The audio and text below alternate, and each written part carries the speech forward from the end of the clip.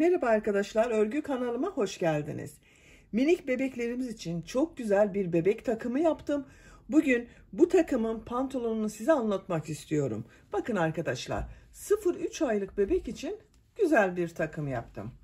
Bu hırkanın, şapkanın ve bu sarı renkli çorabın anlatımını ben yaptım. Bunların anlatımlarını yaptığım videoyu YouTube kanalıma yükledim arkadaşlar. Siz de bunun gibi güzel bir takım yapmak isterseniz şapka, hırka ve çorabın olduğu YouTube linklerini izlediğiniz bu videonun açıklama bölümüne ben ekliyorum. Ona bakarak yapabilirsiniz. Bakın bunların takımı olarak çok güzel bir de pantolon var. Şöyle açıyorum. Bakın. Aynı modeli farklı renk ile yaptım. Takım oluşturdum arkadaşlar. 0-3 aylık bebek için çok güzel bir takım oldu. Ben bugün bu renkleri yaptım. Siz istediğiniz renkler ile bu takımı yapabilirsiniz. Bebeğin üzerinden de çıkaralım. Birlikte görelim. Bakın bu şekilde arkadaşlar çıkardım bebeğin üzerinden. Şapkamız böyle. Çorabımızın görüntüsü de bakın bu şekilde. Aynı modeli çoraptan yaptım. Pantolonun görüntüsü de bakın böyle arkadaşlar. 0-3 aylık bebek için pantolon örgüsü. Hırka görüntüsüne bakalım. Bakın hırkamız da bu şekilde.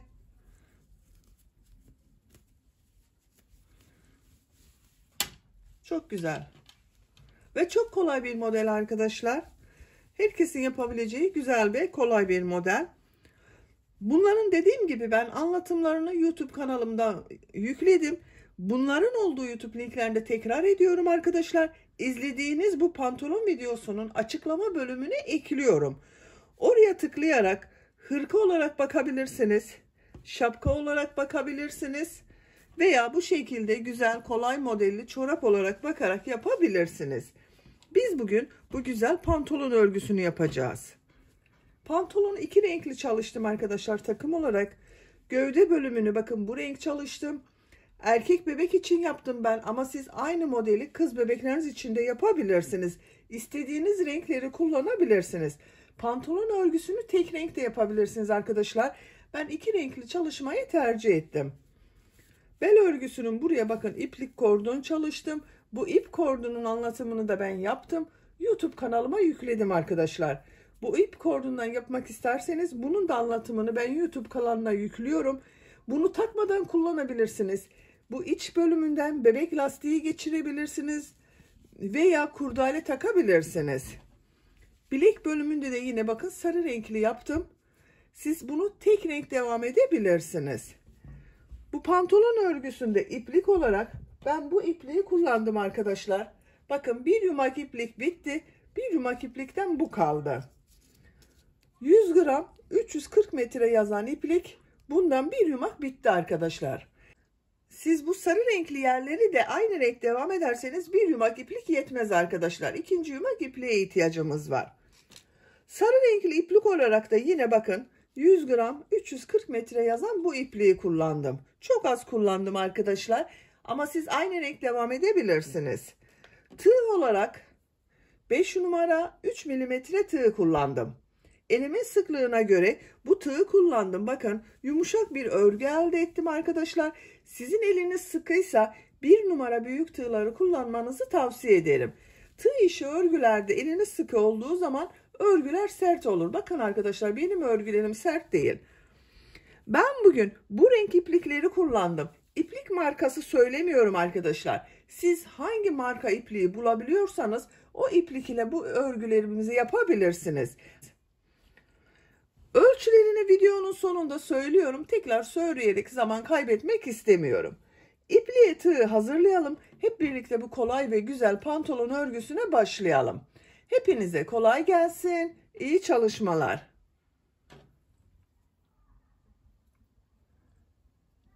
Örgüye zincir yaparak başlıyorum. Zincir yapmak için ilk ilmeği ben bu şekilde yapıyorum. Size nasıl kolay geliyorsa ilk ilmeği öyle yapabilirsiniz. Zincirleri yapmaya başlıyorum. Çok sıkı zincirler yapmıyorum arkadaşlar. Bakın çok sıkı yapmadım. Tığ olarak 5 numara 3 milimetre tığ kullanıyorum. 90 zincir yapalım. 90 zincir yaptım. Bakın çok sıkı yapmadım zincirleri arkadaşlar. Bu 90 zincirin kaç santimetre olduğunu ölçüyorum.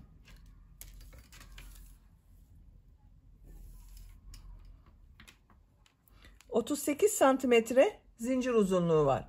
Benim elimin sıklığına göre, iplik kalınlığına, tığ numarama göre 38 santimetre için 90 zincir yaptım arkadaşlar. Siz benimle aynı ölçüde yapacaksanız bu 38 santimetre için kaç zincir oluyorsa o kadar zincir yapmanız gerekecektir.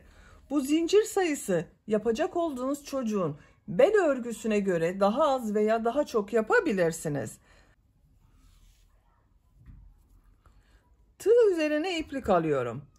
3 ilmek atlıyorum. 1, 2, 3, 4. ilmek içine trabzan yapıyorum. Trabzan sırası yapıyorum. Diğer ilmeklere de trabzan yaparak devam ediyorum.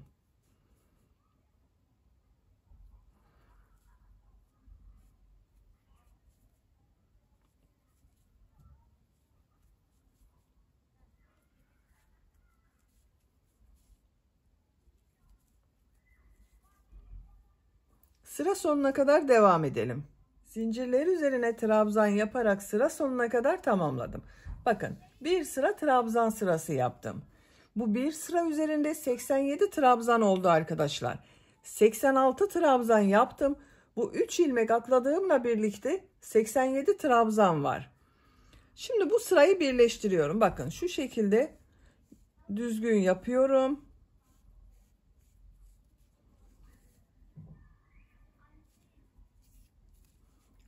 Bu ilmek ile ilmek kaydırma yaparak sırayı birleştiriyorum. Bakın görüntüsü böyle oldu. Bir zincir yapıyorum. Örgüyü çeviriyorum. Örgünün ters tarafından model yapıyorum bakın. Tığ üzerine 2 defa iplik doluyorum. Bu ilk ilmek üzerine üçlü trabzan yapıyorum. 3 defa da çıkarıyorum bakın. 1 2 3 sık iğne yapıyorum. Tığ üzerine 2 defa iplik doluyorum. Üçlü trabzan yapıyorum. Bakın tığ üzerinde 4 ilmek var.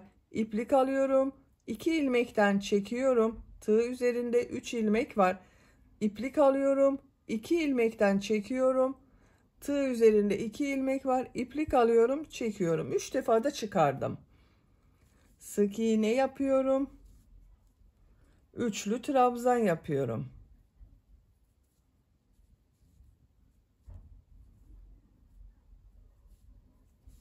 Sık iğne yapıyorum.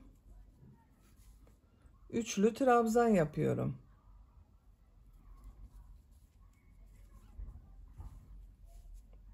Sık iğne yapıyorum. Üçlü trabzan yapıyorum. Sık iğne yapıyorum.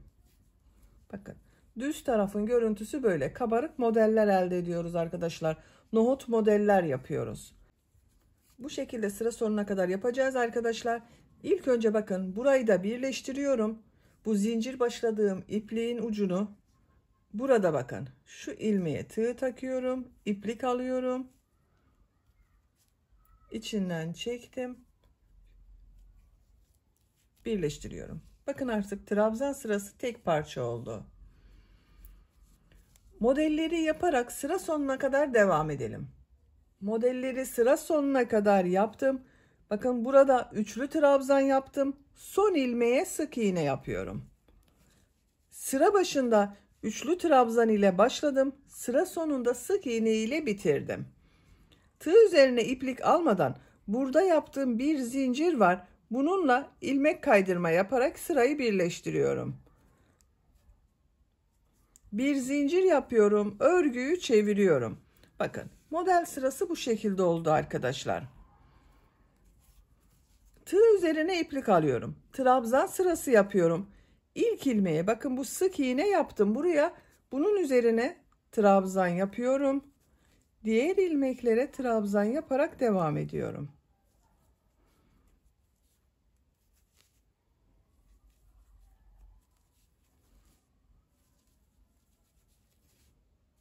Sıra sonuna kadar devam edelim.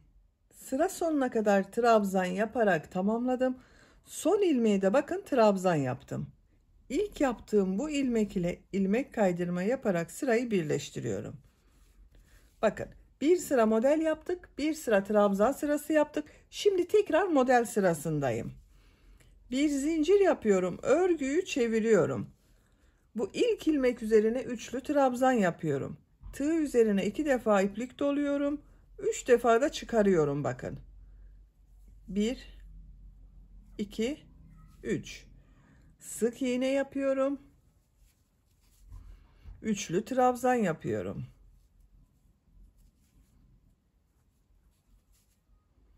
Sık iğne yapıyorum.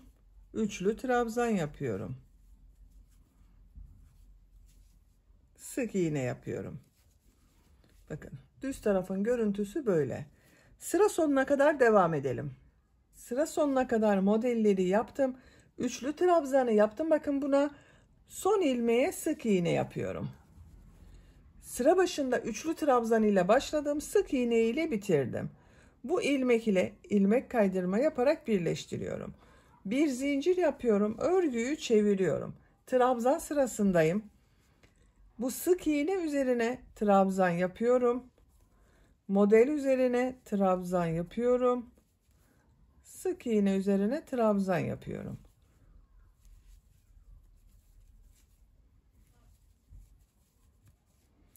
Sıra sonuna kadar devam edelim.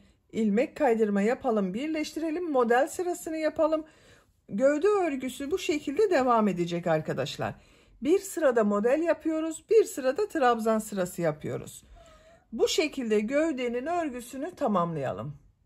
Gövde bölümün örgüsünü 10 model sırası olarak yaptım.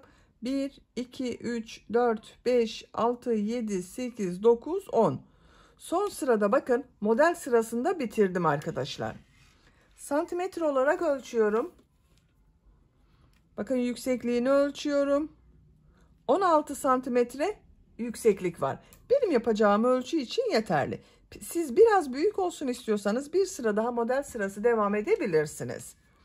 Yeni doğan bebek için yapıyorsanız da bir veya iki sıra önceden bitirebilirsiniz arkadaşlar. Şimdi bacakları ayıracağız arkadaşlar. 2 bacak şeklinde örgüye devam edeceğiz. Bu bir sıra üzerinde 86 ilmek var. 86'nın yarısı 43 bir bacak için, 43 bir bacak için olacak. Ben bir ilmek burada, bir ilmek burada birleştireceğiz. 42 ilmek kalacak. Bakın ben orta noktayı buldum, saydım arkadaşlar. 43 buraya saydım, 43 buraya. Karşı orta noktaya işaret yaptım. Siz de bunun gibi bir işaret yapabilirsiniz. En son ilmek kaydırma yaparak bakın birleştirdim. Bu işaret yaptığım bakın bu ilmeğe şu şekilde tığı takıyorum. Bu ilmeği içinden çekiyorum. Bakın birer ilmek burada oldu. Bakın bir ilmek burada, bir ilmek burada. Bunları saymıyoruz. Şöyle bir zincir yaptım, sağlamlaştırdım. Tığ üzerine iplik alıyorum. Bakın bu ilmek üzerine trabzan yapıyorum. Trabzan sırasındayım. Diğer ilmeklere trabzan yaparak devam ediyorum.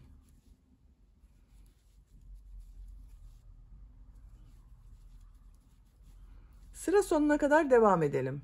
Sıra sonuna kadar tamamladım.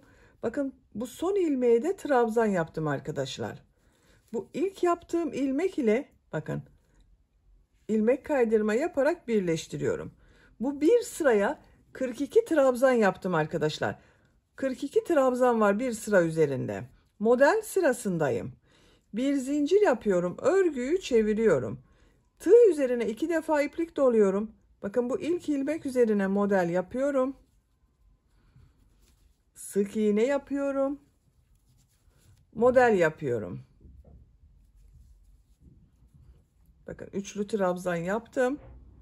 Sık iğne yapıyorum.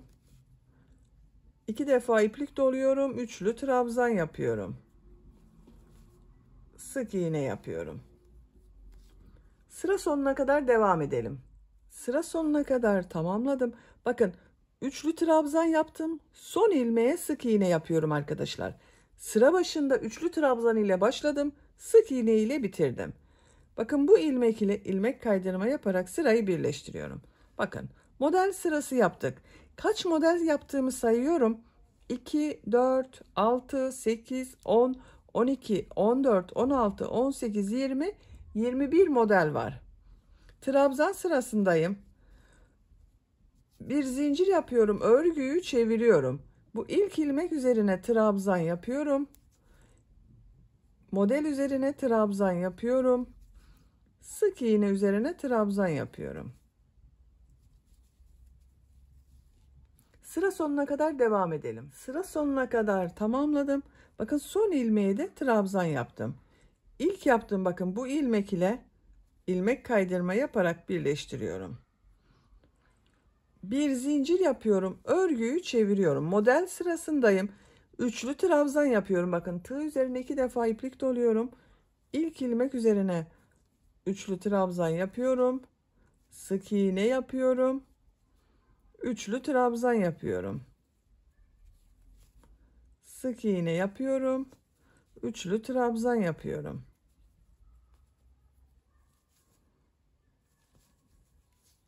Bakın. Sıra sonuna kadar devam edelim. İlmek kaydırma yapalım, birleştirelim. Trabzan sırası. Bu bacak örgüsü bu şekilde devam edecek arkadaşlar. Diğer bacak örgüsünde başlayalım. 2 bacak örgüsüne birlikte devam ederiz. Yumak içinden diğer ucunu çıkarıyorum arkadaşlar. Bakın. Bu şekilde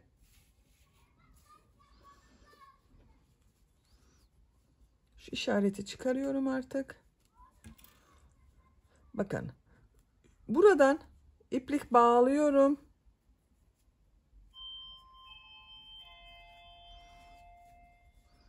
İlmek yapıyorum. Tığ üzerine iplik alıyorum. Bu ilmek üzerine trabzan yapıyorum. Bakın bu model üzerine trabzan yapıyorum. Her ilmeğe bir trabzan yapıyorum. Diğer bacak örgüsünde başladığımız gibi arkadaşlar. Bakın bu bacak örgüsünde trabzan ile başladım. Bunu da trabzan ile başlıyorum. Sıra sonuna kadar devam edelim.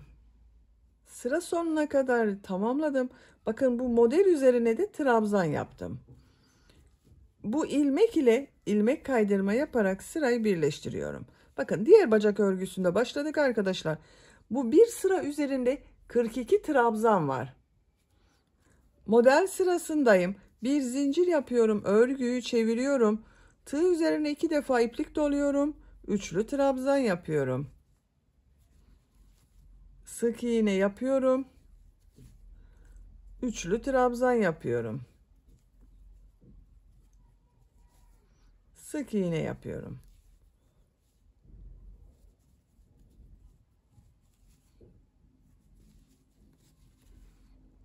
Sıra sonuna kadar devam edelim. Sıra sonuna kadar tamamladım. Son ilmeğe sık iğne yapıyorum. Sıra başında üçlü trabzan ile başladım. Sık iğne ile bitirdim. İlmek kaydırma yaparak birleştiriyorum. Bir zincir yapıyorum. Örgüyü çeviriyorum. Trabzan sırasındayım. İlk ilmek üzerine trabzan yapıyorum. Diğer ilmeklere trabzan yaparak devam ediyorum.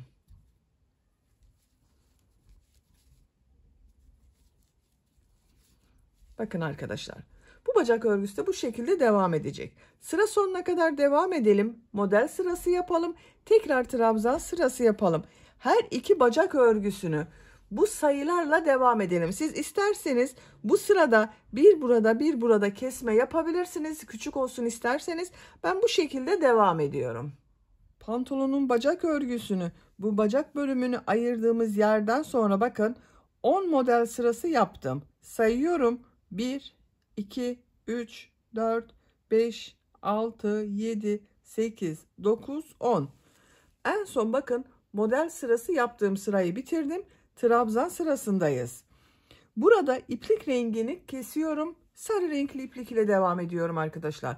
Bakın ben diğer bacak örgüsünün bu bilek bölümüne gelen yerde bir ters bir düz örgüler yaptım. Sarı renkli iplik kullandım.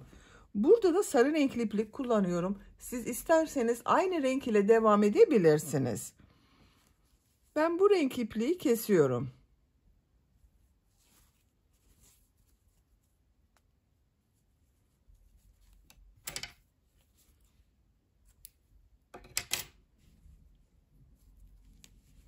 Bakın arkadaşlar, bu şekilde oldu.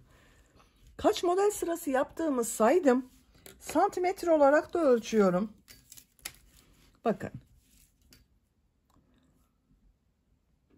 14 santimetre yükseklik var arkadaşlar.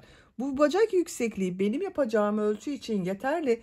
Siz biraz uzun olsun istiyorsanız 1 veya 2 model sırası devam edebilirsiniz. Ben burada bitirdim. Bu sarı renkli iplik için bakın böyle bir iplik kullanıyorum. 100 gram iplikte 340 metre var arkadaşlar.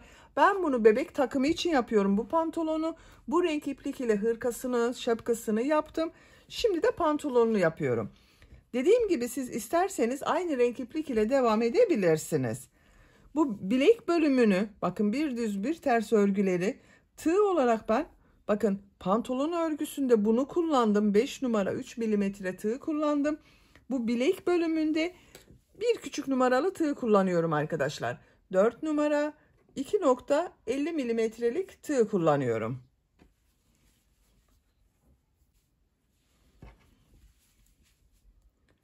Bu ipliği kestiğim ilmekten ilmek yapıyorum. Sağlamlaştırdım. 2 zincir yapıyorum. Tığ üzerine iplik alıyorum. Her ilmek üzerine bir trabzan yapıyorum. Bakın küçük numaralı tığ kullandığım için bu bilek bölümü biraz dar görünüyor arkadaşlar. Eğer sizin küçük numaralı tığınız yoksa aynı tığ ile devam edebilirsiniz. Her ilmek üzerine bir trabzan yapıyorum.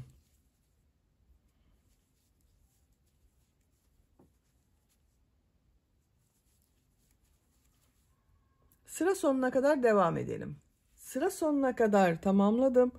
İlk yaptığım ilmek ile ilmek kaydırma yaparak sırayı birleştiriyorum. Sarı renk iplik ile bir sıra trabzan sırası yaptım. 2 zincir yapıyorum. Tığ üzerine iplik alıyorum. Bu sırada bu yaptığım trabzanları bir düz bir ters boşluktan alarak trabzan yapıyorum. Bakın bu ilk trabzanı düz taraftan boşluktan alıyorum, trabzan yapıyorum. Ters taraftan boşluktan alıyorum, trabzan yapıyorum. Düz taraftan boşluktan alıyorum, trabzan yapıyorum. Ters taraftan şu şekilde bakın boşluktan alarak trabzan yapıyorum.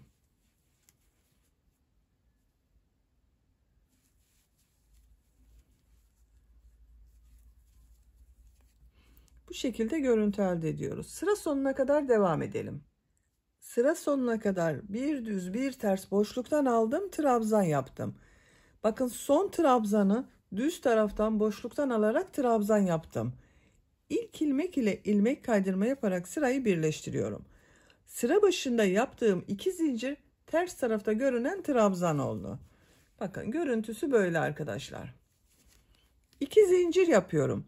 Bu sırada bu yaptığım trabzanları nasıl görüyorsam o yönde boşluktan alarak trabzan yapıyorum. Düz tarafta görünüyor. Düz taraftan boşluktan alıyorum, trabzan yapıyorum. Ters tarafta görünüyor. Ters taraftan boşluktan alıyorum, trabzan yapıyorum.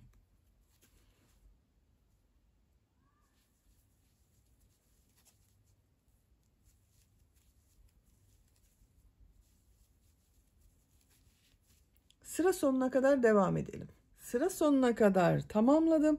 Bakın son trabzanı yine düz taraftan boşluktan aldım, trabzan yaptım. İlk ilmek ile ilmek kaydırma yaparak birleştiriyorum. 2 zincir yapıyorum. Tığ üzerine iplik alıyorum. Nasıl görüyorsam o yönde boşluktan alarak trabzan yapıyorum.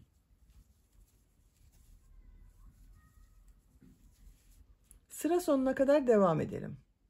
Sıra sonuna kadar tamamladım. İlk ilmek ile ilmek kaydırma yaparak sırayı birleştiriyorum. İpliği kesiyorum. Ben ipliği kestim arkadaşlar bakın. İlmek içinden çekiyorum. Bacak örgüsünü bitirdim. Bakın görüntüsü böyle oldu. Şimdi bel örgüsünün burasını yapalım.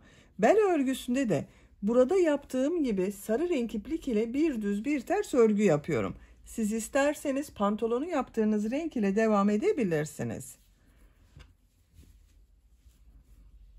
Bakın bu birleştirdiğim ilmek vardı. Buradan iplik bağlıyorum. Zincir yaptım. 2 zincir yapıyorum. Tığ üzerine iplik alıyorum. Bu sırada ilk başlangıçta yaptığım bir trabzan sırası var. Bakın bir düz bir ters boşluktan alarak trabzan yapıyorum. Pantolona başlarken bir sıra trabzan sırası yapmıştım arkadaşlar. Onun üzerine yapıyorum. Ters taraftan boşluktan alıyorum, trabzan yapıyorum. Düz taraftan boşluktan alıyorum, trabzan yapıyorum.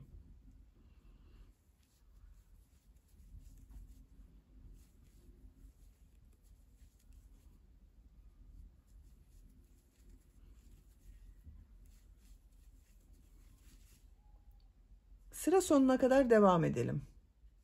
Sıra sonuna kadar yaptım. Bakın son trabzanı düz taraftan boşluktan aldım, trabzan yaptım. Sıra başında bakın düz taraftan boşluktan aldım, trabzan yaptım. Sıra sonunda da aynı yaptım. Boşluktan alarak trabzan yaptım. Bu ilmek ile ilmek kaydırma yaparak sırayı birleştiriyorum. Sıra başında yaptığım bu 2 zincir ters tarafta görünen trabzan oldu. Bakın arkadaşlar, bu şekilde oldu. Bu sırada bu yaptığım trabzanları nasıl görüyorsam o yönde boşluktan alarak trabzan yapıyorum. 2 zincir yapıyorum. Düz tarafta görüyorum. Düz taraftan boşluktan alıp trabzan yapıyorum. Ters taraftan boşluktan alıp trabzan yapıyorum.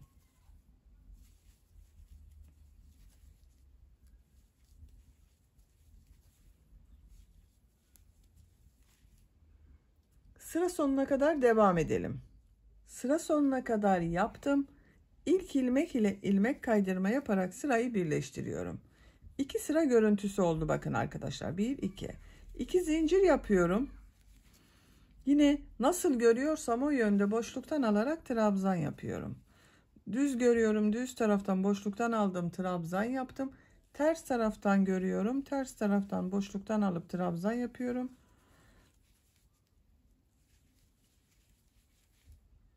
Sıra sonuna kadar devam edelim. Sıra sonuna kadar tamamladım. İlk ilmek ile ilmek kaydırma yaparak sırayı birleştiriyorum. 1 2 3 sıra görüntüsü oldu bakın arkadaşlar. Bu şekilde oldu. Siz isterseniz burada bitirebilirsiniz. Ben bir sıra daha bir düz bir ters örgüler yapmak istiyorum. 2 zincir yapıyorum. Nasıl görüyorsam o yönde boşluktan alarak trabzan yapıyorum. Sıra sonuna kadar devam edelim. Sıra sonuna kadar tamamladım. İlk ilmek ile ilmek kaydırma yaparak sırayı birleştiriyorum. İpliği kesiyorum. Ben kestim. İlmek içinden çekiyorum. Bakın bu şekilde oldu. Bel örgüsünü 1 2 3 4 sıra olarak yaptım. Benim için yeterli. Siz isterseniz bir sıra fazla veya bir sıra eksik yapabilirsiniz. Böylece pantolon örgüsünde bitirdim arkadaşlar. Bakın görüntüsü böyle oldu. Bacak örgüsünün görüntüsü de bakın bu şekilde. Çok güzel oldu gördüğünüz gibi. Bitmiş olarak size ölçülerini söylüyorum. Bel örgüsünün buradan genişliğini ölçüyorum. 20 santimetre. Bakın bu geniş yerden ölçüyorum. 24 santimetre. Yüksekliğini ölçüyorum. Tam yüksekliğini ölçüyorum. 34 santimetre yüksekliği var. Bacak yüksekliğini ölçüyorum arkadaşlar. Bu sarı bölümü bitirdikten sonra ölçmedik. Bacak yüksekliği 16 santimetre. Ben bugün 3 aylık bebek için yaptım bu pantolonu. Bu ölçü sizin bebeğinizin büyüklüğüne göre küçük de gelebilir, büyük de gelebilir arkadaşlar. Bu pantolonu bu şekilde kullanabilirsiniz veya bel örgüsünün buraya iplik kordon yapabilirsiniz. Bakın ben bu şekilde iplik kordon hazırladım. Siz de bunun gibi iplik kordon yapabilirsiniz. Kurdale takabilirsiniz. Bel örgüsünün buraya takıyoruz arkadaşlar. Bu iplik kordonu da birlikte hazırlayalım. Sarı renkli iplik ile yapıyorum. İlk önce zincir yapıyoruz. Zincirler üzerine ilmek kaydırma yapıyoruz.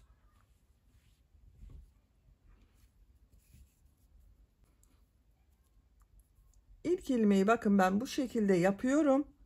Zincirler yapıyorum. Yapacak olduğunuz çocuğun büyüklüğüne göre istediğiniz kadar zincir yapabilirsiniz. 220 zincir yaptım arkadaşlar. Bakın bu şekilde zincir görüntüsü var. Bakın bu uzunlukta oldu. Ben 220 zincir yaptım. Siz tercihinize göre daha az veya daha çok sayıda zincir yapabilirsiniz.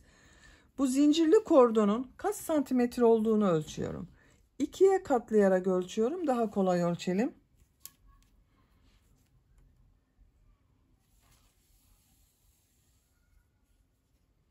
Bakın 50 santimetre, yani 1 metre arkadaşlar. 100 santimetre zincir uzunluğu var.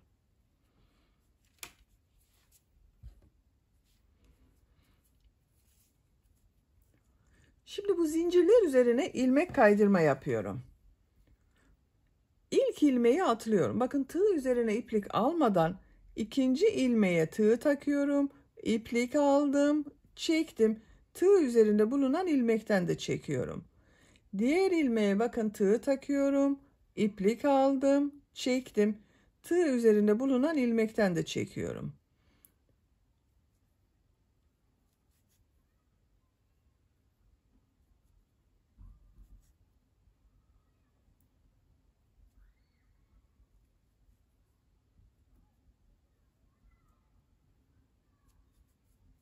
Her ilmek üzerinden ilmek kaydırma yapıyorum.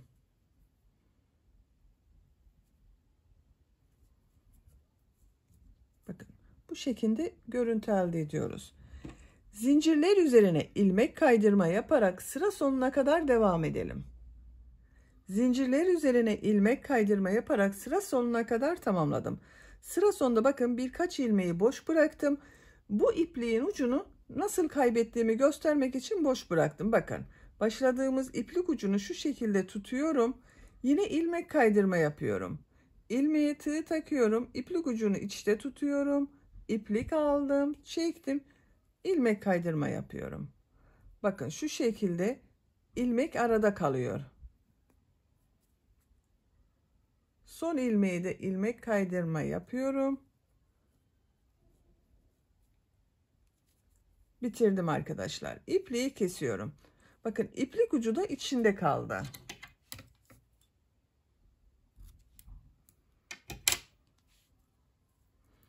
Bu ipliğin ucunu da kesiyorum.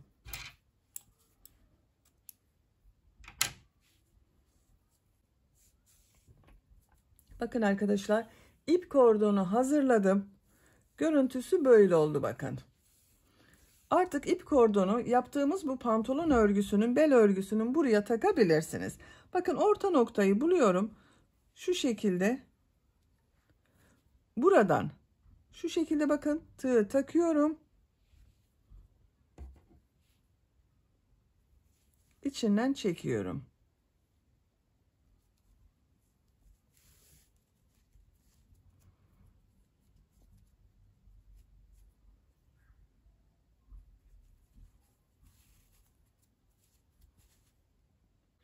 Bu şekilde devam edelim. Sıra sonuna kadar tamamlayalım. Artık pantolon kullanıma hazır.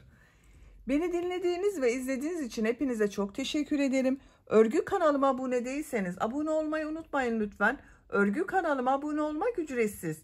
Örgü kanalıma ücretsiz abone olup orada bulunan zil şeklini dokunarak açık yaparsanız kanalıma video yüklediğim zaman ilk önce size bildirim gelir. Örgülerimden herkesten önce sizin haberiniz olur. İzlediğiniz videolarıma beğeni ve yorumlarınızı yaparsanız çok sevinirim arkadaşlar. Sizlerle yeni örgülerde görüşmek dileğiyle. Hoşça kalın, sevgiyle kalın.